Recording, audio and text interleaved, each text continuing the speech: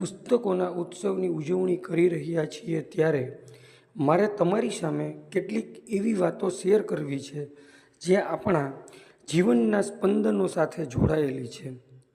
પુસ્તક એ ખરેખર જીવનનો સાચો સાથી છે. કહેવાય છે કે એક પુસ્તક 100 મિત્રોની ગરજ સારે છે. મિત્રો બદલાઈ શકે, સંજોગો બદલાઈ શકે, પણ પુસ્તકમાં રહેલું જ્ઞાન ક્યારેય સાથ છોડતું નથી.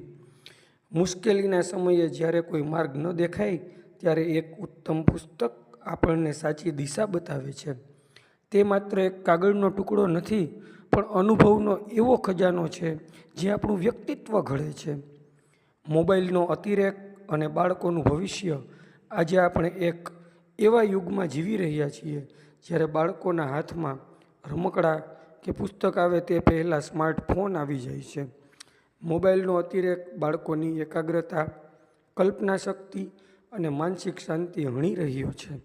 સ્પંદન પરિવારના માધ્યમથી મારો આગ્રહ છે કે બાળકોને મોબાઈલની વર્ચ્યુઅલ દુનિયામાંથી બહાર લાવી પુસ્તકોની વાસ્તવિક દુનિયામાં આપણે સૌ લઈ જઈએ.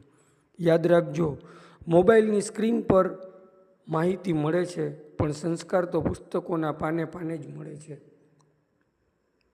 ડિજિટલ અને રિયલ હાર્ડ કોપી વચ્ચેનો તફાવત તમને સમજાવું તો, ભલે આજે ઈ-બુક્સ, કિન્ડલનો જમાનો હોય, પણ જે સંતોષ એક અસલી પુસ્તક હાથમાં પકડીને તેના પાના ફેરવતી વખતે આવતી સુગંધ અને તે સ્પર્શમાં છે, તે ડિજિટલ સ્ક્રીનમાં ક્યારેય નથી. હાર્ડ કોપી વાંચતી વખતે આંખો પર તાણ પડતી અને મન ઊંડાણપૂર્વક તે વિષયમાં ઉતરી શકે છે. પુસ્તકની હાર્ડ કોપી એ આપણા ઘરની શોભા જ નહીં, પણ આપણા જ્ઞાનનો સ્થાયી વારસો પણ છે.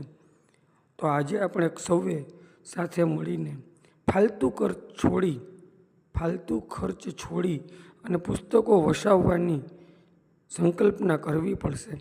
મારો એક નમ્ર અનુરોધ છે, આપણે બહાર જમવા, બિનજરૂરી કપડામાં કે ગેજેટમાં હજારો રૂપિયા વાપરી નાખીએ છીએ, તો શું આપણે મહિનામાં માત્ર એક સારું પુસ્તક ખરીદવાનો સંકલ્પ ન કરી શકીએ? બાળકોના જન્મદિવસ પર તેમને મોંઘા ગેજેટ, બર્ગર, પિઝાની પાર્ટીઓને બદલે એક શ્રેષ્ઠ પુસ્તક આપીએ. દરરોજ રાત્રે સૂતા પહેલાં પરિવાર સાથે થોડું વાંચન કરવાની ટેવ પાડીએ. અને જો આપણે આપણા ઘરને ઘર બનાવવું હોય તો તેમાં દિવાલો પર માત્ર ફોટાઓ જ નહીં, પણ અભરાઈ પર પુસ્તકો હોવા જોઈએ. આવું મારું માનવું છે. આવો આજે આ વિશ્વ પુસ્તક દિવસ નિમિત્તે આપણે સૌ સાથે મળીને